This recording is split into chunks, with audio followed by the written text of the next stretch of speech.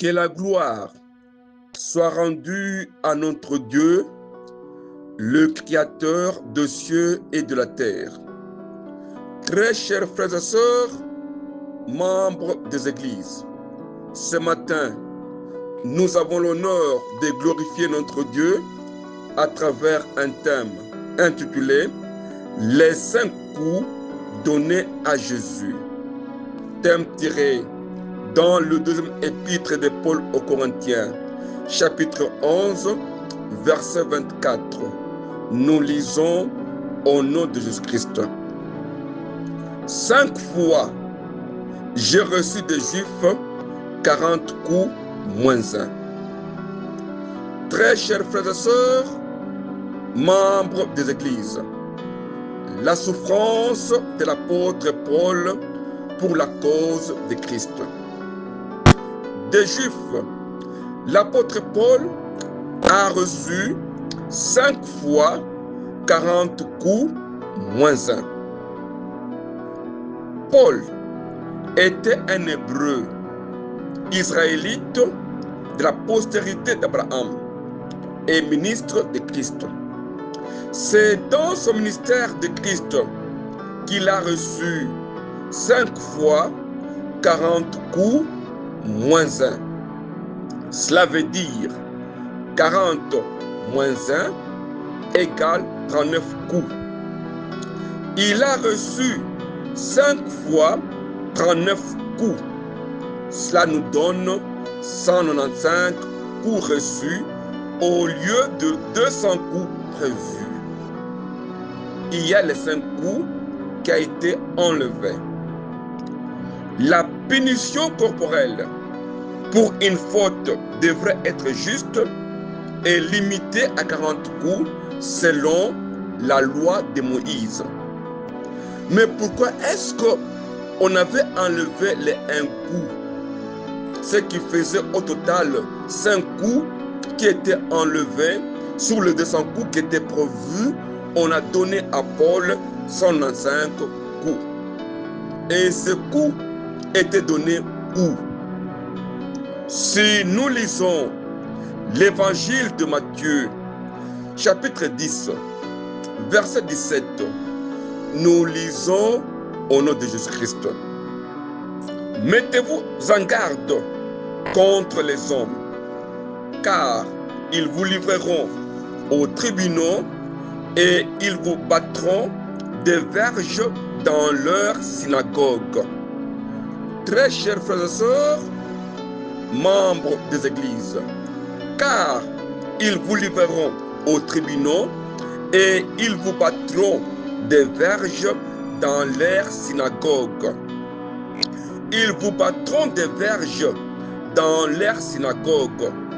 C'est pour dire que l'apôtre Paul avait reçu 5 fois 40 coups moins 1 dans les synagogues des Juifs.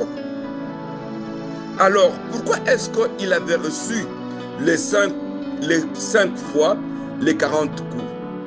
C'est dans ces synagogues que l'apôtre Paul démontrait à partir des Écritures que Jésus était bel et bien le Christ qui est ressuscité. C'est dans les synagogues que l'apôtre Paul voulait démontrer la puissance du Saint-Esprit à travers le témoignage de Jésus. C'est à travers ce témoignage qu'il a été haï et qu'on l'a battu 5 fois 40 coups moins 1 dans les synagogues par les Juifs. Pourquoi? Parce qu'il témoignait Christ. Très chers frères et sœurs, membres des églises, que signifie donner le coup à un apôtre?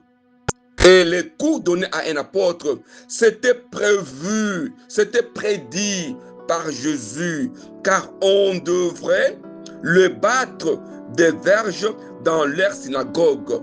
Le verge battu dans les synagogues pour le témoignage de Jésus-Christ. Nous prêchons les 5 coups donnés à Jésus. Si nous lisons le livre des prophètes Ésaïe, chapitre 53, versets 4 jusqu'à 5, nous lisons au nom de Jésus-Christ. Cependant, ce sont nos souffrances qu'il a portées, c'est de nos douleurs qu'il s'est chargé, et nous l'avons considéré comme puni, frappé de Dieu et humilié. Mais il était blessé pour nos péchés, brisé pour nos iniquités.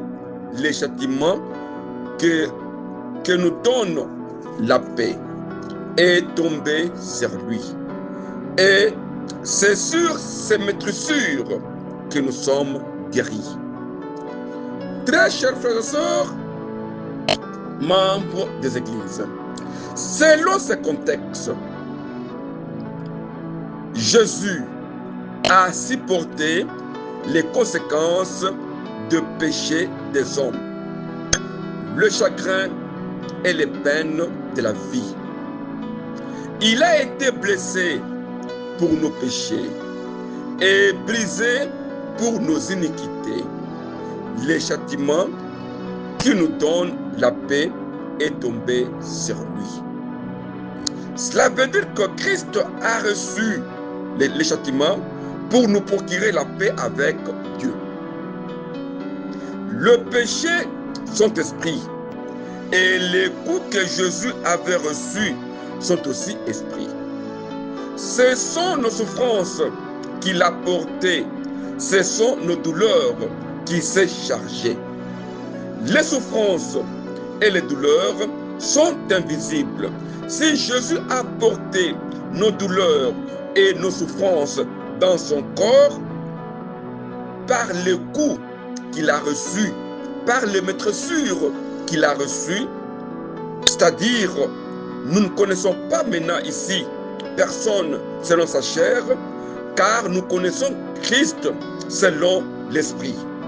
Nous parlons de Jésus, qui est la parole de Dieu, qui est venu nous sauver, qui est venu nous donner la paix. Par ses maîtressures que nous sommes aujourd'hui guéris. Et le châtiment est tombé sur lui pour qu'enfin qu'on puisse avoir la paix, cette réconciliation avec Dieu sur la croix. Nous parlons des 5 coups donnés à Jésus. C'est Jésus qui est la lumière qui est venu éclairer les ténèbres. C'est Jésus qui est la parole de Dieu qui est venu sauver l'humanité. Comme l'apôtre Paul avait reçu 5 fois les coups des Juifs, nous parlons des 5 coups donnés à Jésus. Jésus qui est la parole, Jésus qui est la lumière. Nous commençons avec le premier coup. 1. L'interrogatoire du sacrificateur Anne.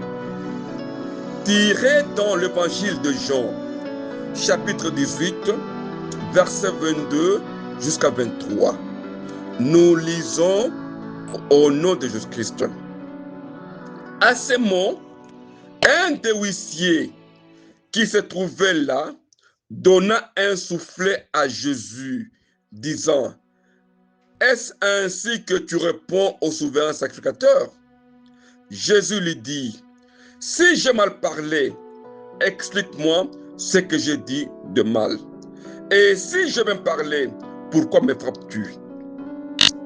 Très chers frères et sœurs, membres des églises, le premier coup donné à Jésus. À ces mots, un des huissiers qui se trouvait là donna un soufflet à Jésus. Le souverain sacrificateur Anne interrogea Jésus sur ses disciples et sur sa doctrine. Qui sont les disciples de Jésus et quelle est la doctrine de Jésus. C'est par la réponse à cette question que Jésus recevra le premier coup. Pourquoi cette interrogation et pourquoi est-ce que Jésus a accepté ce coup? Nous devons chercher à connaître d'abord les disciples de Jésus. Si nous lisons l'évangile de Marc, chapitre 3, verset 14 jusqu'à 15, nous lisons au nom de Jésus-Christ. Il en établit 12 pour les avoir avec lui et pour les envoyer prêcher avec les pouvoirs de chasser les démons. Très chers frères et sœurs, membres des églises, la mission principale des disciples de Jésus consistait à prêcher la parole de Dieu et à chasser les démons. Le secrétaire Anne connaissait très bien que même si on tuait Jésus, sa mission devrait continuer avec ses disciples. Car les disciples étaient les envoyés de Jésus avec une mission de la continuité de la mission de Jésus-Christ en prêchant et en chassant le démon. Qui est maintenant disciple de Jésus? Car en recevant ce coup, Jésus a accepté la continuité de sa mission. Comme il est écrit dans l'évangile de Luc, chapitre 6, verset 40. Nous lisons au nom de Jésus-Christ. Les disciples n'est pas plus que le maître, mais tout disciple accompli sera comme son maître. Très chers frères et sœurs, membres des églises, tout disciple accompli sera comme son maître. Cela veut dire que prêcher, guérir et chasser les démons.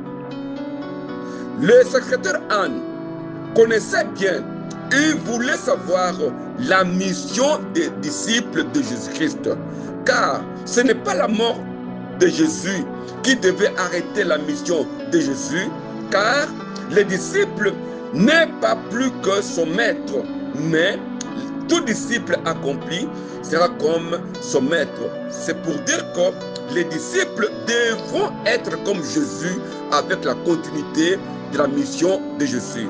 Cette mission qui était autre que prêcher, guérir et chasser le démon. Mais qui peut être un disciple accompli? La condition d'abord, il faut être un disciple accompli.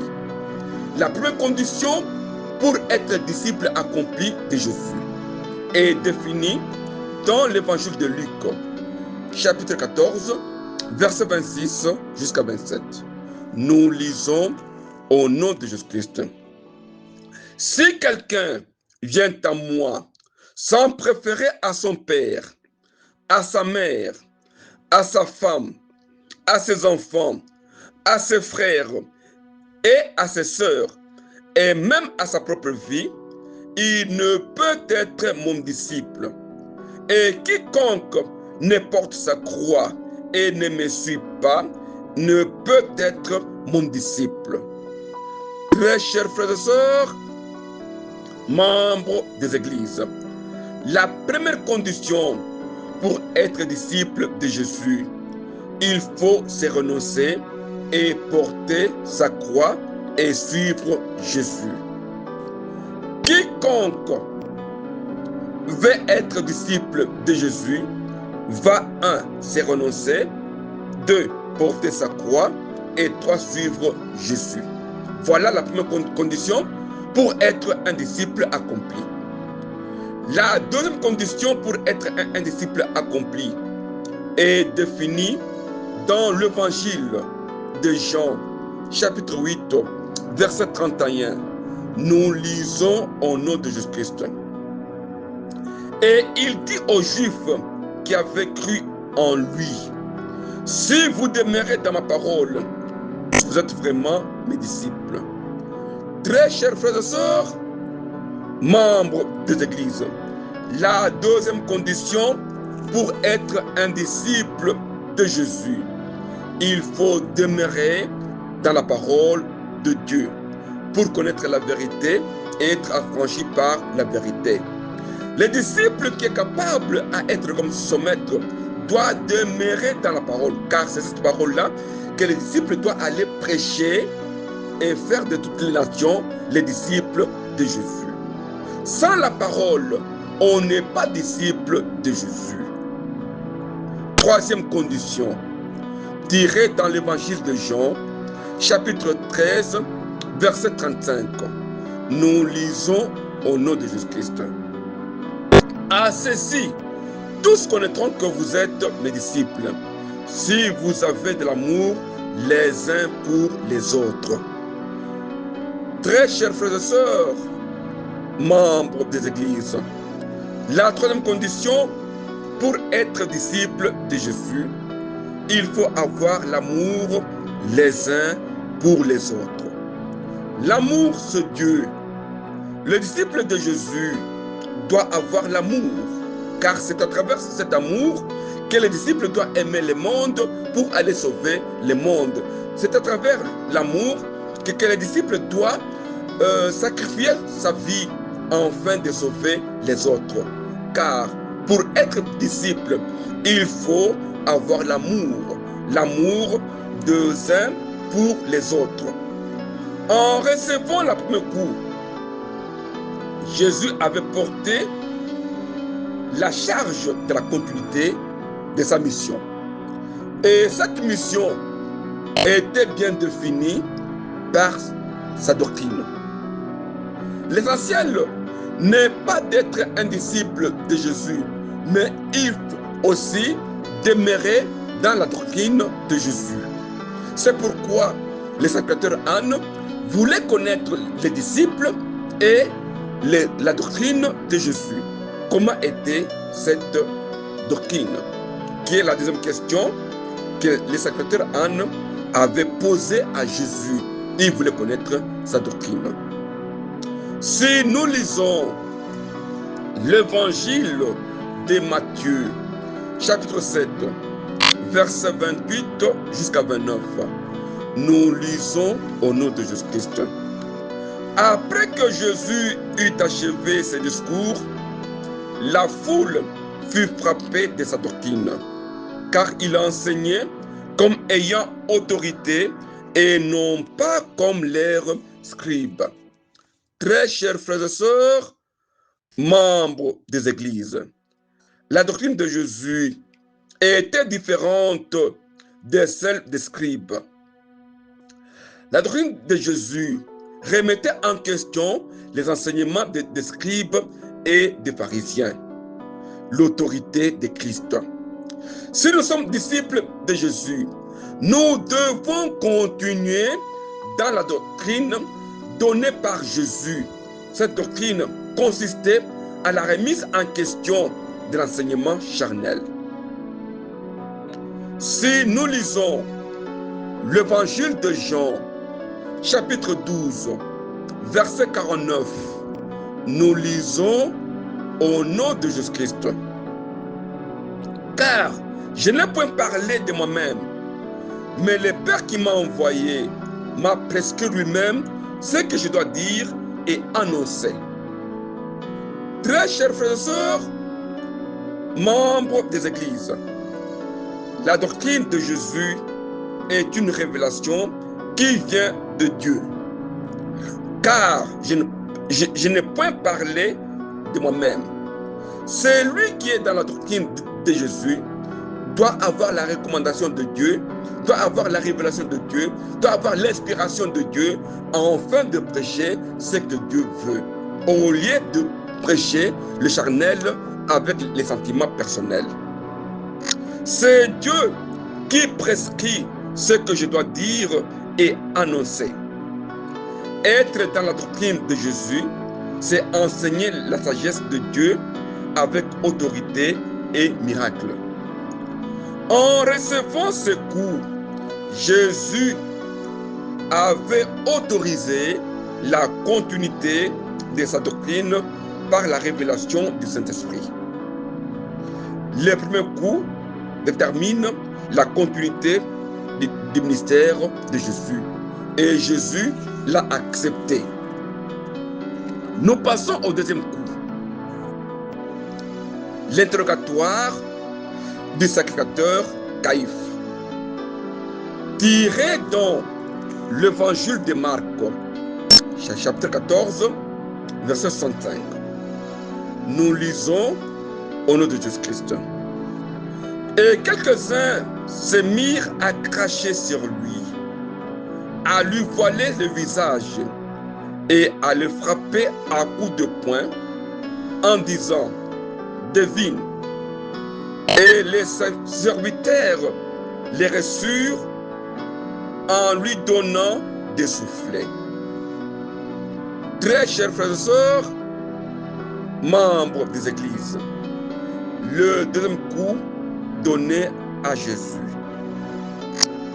Ils se mirent à cracher sur lui, à lui voiler le visage et à le frapper à coups de poing. Le sacrificateur Caïphe interrogea Jésus et lui dit: es-tu le Christ, le Fils de Dieu béni? Es-tu le Christ, le Fils de Dieu béni?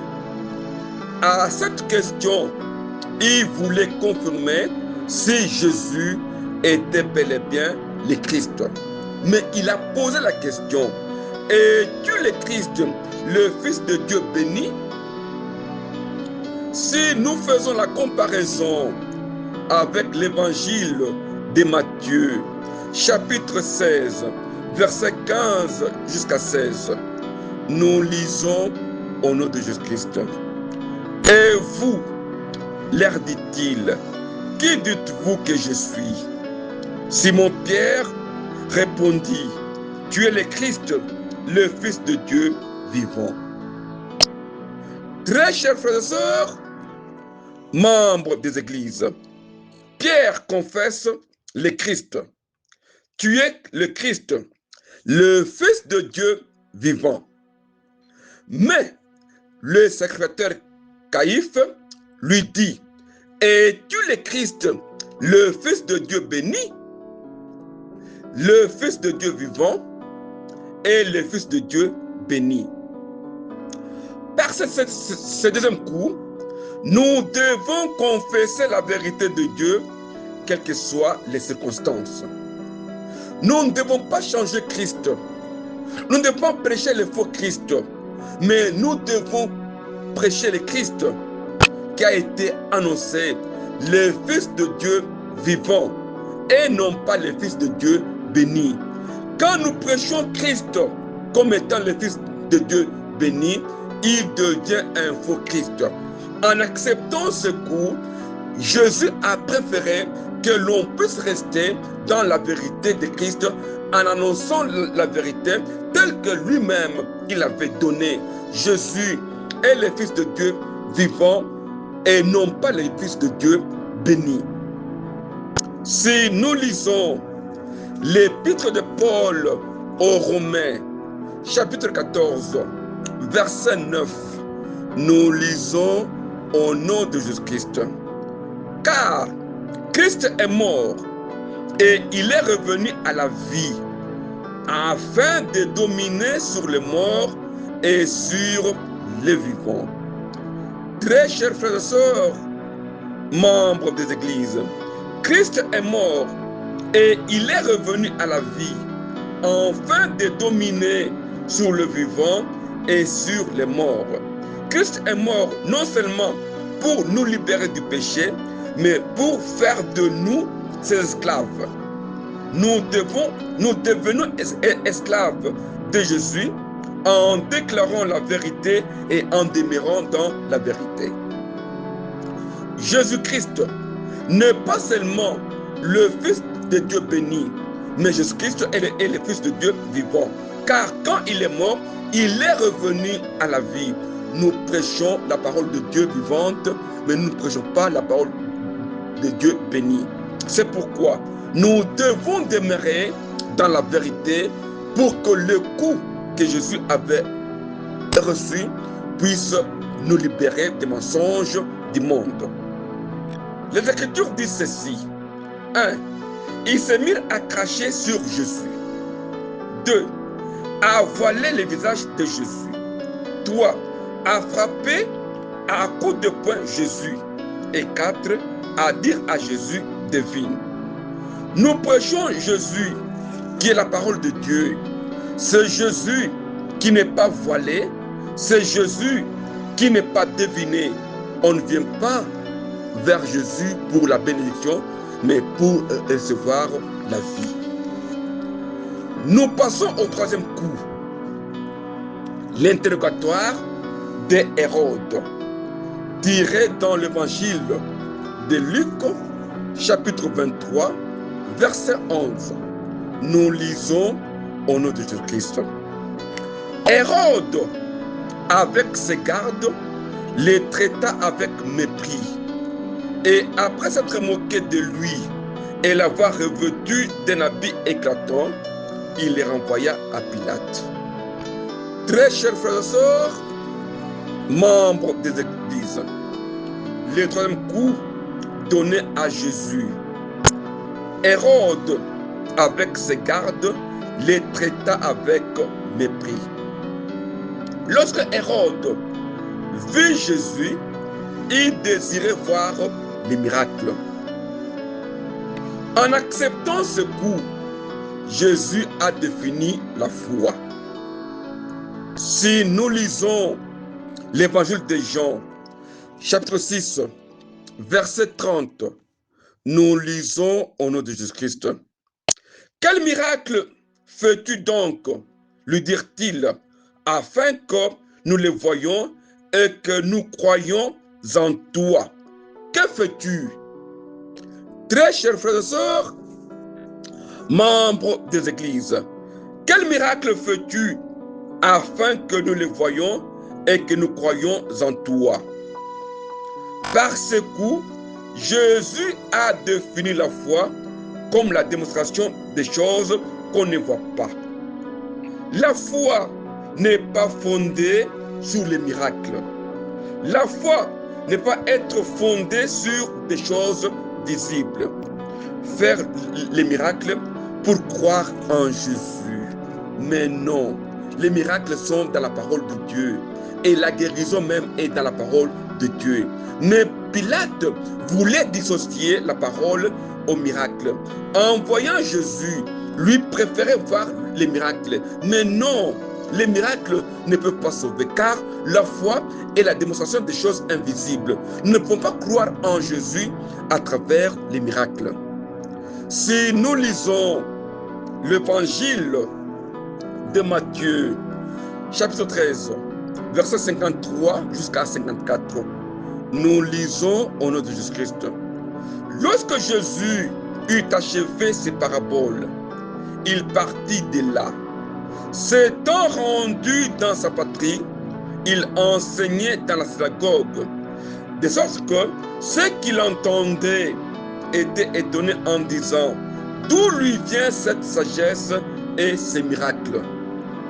Très chers frères et sœurs, membres des églises, il enseignait dans la synagogue, de sorte que ceux qui l'entendirent étaient étonnés et disaient d'où lui viennent cette sagesse et ces miracles. Dans la parole de Dieu, il y a la sagesse et les miracles. Mais Hérode cherchait les miracles sans la sagesse. Les hommes actuellement dans nos églises s'intéressent beaucoup aux miracles et non pas à la parole de Dieu. En acceptant ce coup, Jésus nous a autorisé de prêcher la parole et que c'est dans la parole qu'il y a les miracles, la prophétie et la guérison. Mais nous ne devons pas dissocier les miracles à la parole de Dieu. Nous passons au quatrième coup, l'interrogatoire de Pilate, tiré dans l'évangile de Marc, chapitre 15, verset 19. Nous lisons au nom de Jésus-Christ. Il lui fit frapper la tête avec un roseau, cracher sur lui, et fléchissant les genoux, il se prosternait devant lui. Très chers frères et sœurs, membres des églises, le 4e coup donné à Jésus. Pilate, voulant satisfaire la foule, il livra Jésus pour être crucifié. Pilate interrogea Jésus. « Es-tu le roi des Juifs ?» Jésus lui répondit, « Tu le dis. Mon royaume n'est pas de ce monde. Je suis venu dans le monde pour rendre témoignage à la vérité. » Les Écritures disent ceci. 1. Il frappait la tête de Jésus. 2. Il crachait sur Jésus. 3. Il fléchissait le genou devant Jésus. Et 4. Il se prosternait devant Jésus. Par le 4e coup, on doit faire de la parole de Dieu et l'œuvre de Dieu au nom de Jésus. Car il fléchissait et il se prosternait devant Jésus. En acceptant ce coup, Jésus devient le roi des rois et le seigneur des seigneurs. Car nous devons tous nous prosterner devant Jésus et tout genou doit fléchir devant le nom de Jésus-Christ. Comme il est écrit dans l'évangile, dans l'épître de Paul aux Philippiens, chapitre 2, verset 10. Nous lisons au nom de Jésus-Christ. Enfin, qu'au nom de Jésus, tout genou fléchisse dans le ciel, sous la terre et sous la terre. Très chers frères et sœurs, membres des églises, en fléchissant les genoux devant Jésus, nous devons louer la parole de Dieu comme notre sauveur et comme le roi des rois. La parole de Dieu doit être au-dessus de tout. Et c'est Jésus qui a accepté ce coup-là, afin que la parole soit au-dessus de tout. Le 5e coup, la crucifixion de Jésus, tiré dans l'évangile de Luc, chapitre 23, verset 33. Nous lisons au nom de Jésus-Christ. Lorsqu'ils furent arrivés au lieu appelé Crâne, ils les crucifièrent là, ainsi que les 2 malfaiteurs, l'un à droite et l'autre à gauche. Très chers frères et sœurs, membres des églises, le 5e coup est la crucifixion de Christ. On dit que c'est par ces meurtrissures que nous sommes guéris. Lorsqu'ils furent arrivés au lieu appelé Crâne, ils crucifièrent Jésus avec le clou dans les mains et dans les pieds. Les passants l'injuriaient disant, il a sauvé les autres, qui se sauve lui-même s'il est le Christ. Les soldats disaient, si tu es le roi des Juifs, sauve-toi toi-même. Et si les passants voyaient en lui le Christ, la question qui a été posée par les sacrificateurs Caïphe, et le soldat voyait en lui le roi, la question qui a été posée par Pilate. Il disait, si tu es Christ, sauve-toi toi-même. Si tu es roi, sauve-toi toi-même. En acceptant ce coup, Jésus a sauvé l'humanité entière. Comme il est écrit dans l'épître de Paul aux Galates, chapitre 6, verset 17, nous lisons au nom de Jésus-Christ. Que personne désormais ne me fasse de la peine, car je porte sur mon corps les marques de Jésus. Très chers frères et sœurs, membres des églises, Jésus est l'exemple parfait de la façon dont toute l'humanité doit vivre. Christ a souffert pour nous, laissant un exemple afin que nous suivons ses traces. L'apôtre Paul porte sur son corps les marques de Jésus. Le monde est crucifié pour moi, comme je le suis aussi pour le monde. Les 5 coups donnés à Jésus marquent la puissance de notre évangile et déterminent la mission de notre ministère. Nous devons confier et nous devons nous confier à la volonté de Dieu. Car en recevant ce coup, Jésus nous a réconciliés avec Dieu. Très chers frères et sœurs, membres des églises, ce matin, c'est votre frère, l'apôtre Taylor Kankonde Kalomba. Je vous remercie au nom de Jésus-Christ.